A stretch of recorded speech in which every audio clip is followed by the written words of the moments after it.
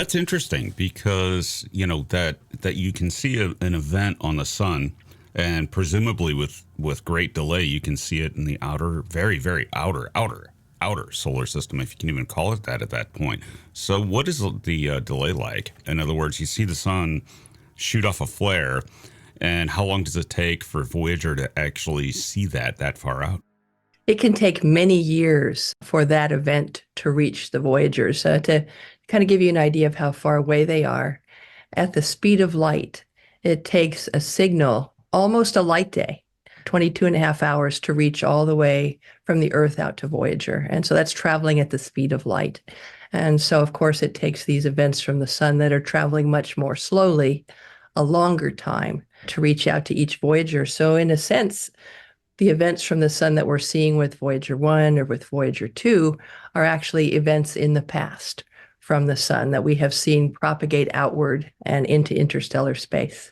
Can you see things with the instrumentation on the Voyager spacecraft that look like the activities of other stars? In other words, do you see events that blips or whatever, very tiny blips that might indicate that a star nearby has had some sort of eruption? We don't really have the instrumentation to look for events coming from other stars. There might be evidence as we go further along or look at the data more closely, some kind of an event. But in general, the Voyagers are not used for sort of that astronomical study of the stars. What's their health like? How is Voyager 1 and how is Voyager 2? Well, Voyager 1 experienced a problem that started in mid-November, and it's currently not sending back useful data.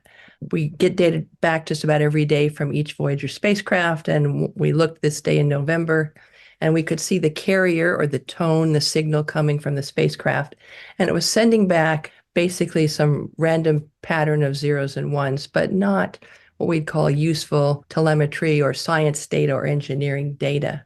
It could be perhaps there was a bit flip somewhere in one of the computers, could be something else, but we don't have any useful information to help us decode it. So, but on the other hand, Voyager 2 is still healthy, sending back useful science and engineering data just about every day.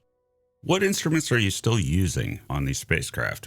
When you can communicate with them, is it just magnetometers and things like that? And what would the condition? I mean, could you turn on a camera still with Voyager 2 and take another solar system photograph? The famous pale blue dot photograph. I mean, or is it just too far gone at this point to be able to power that up? You're correct. Yeah, I mean, the pale blue dot image is one of my very favorite images to actually take Voyager 1 and look back and take this wonderful mosaic of the planets in our solar system. That's fantastic. But you're right, we don't have enough power any longer on Voyager 1 or Voyager 2 to power the cameras or any of the instruments that were on what we call the scan platform, that optical remote sensing platform, looking from the UV into the far infrared. And so we can't really do that. But the instruments that are still operating, of course, we have the magnetometer on both spacecraft, something we call the plasma wave spectrometer that helps us look at these shocks and pressure fronts coming from the sun. Voyager 2, the plasma spectrometer is still operating. It's not operating any longer on Voyager 1.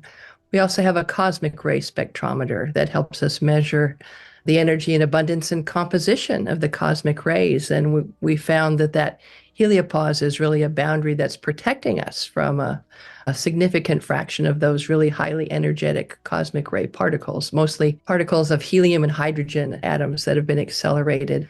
And then finally, we have a low energy charged particle instrument that looks over a broad spectrum of energies at what we're seeing actually sensing. So you can see we're physically sensing what is around the spacecraft with the set of the instruments that we have remaining that work on Voyager.